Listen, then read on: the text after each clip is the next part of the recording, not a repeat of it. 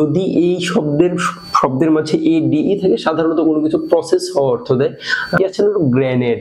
Grenade শব্দটি আপনারা সাধারণত দেখেন মিছিলে ব্যবহার করা হয়, কিংবা মিছিল ভঙ্গের জন্য পৃথিবীর ইতিহাসে বিভিন্ন জায়গায় গ্রেনেড হামলা হয়। এই শব্দটি গ্রেনেডটা এখানে পেয়েছি আমরা। এই গ্রেনেড শব্দটি পড়াতে গিয়ে আমি একটি ফলের কথা যদি আপনাকে বলি, প্রমিগ্রেনেট, তখন আপনি বলবেন ও আপনি বলছেন আনারের কথা। আনারের সাথে যদি একটি গ্রেনেডের সম্পর্ক করেন, তার মানে এই এ ডিই।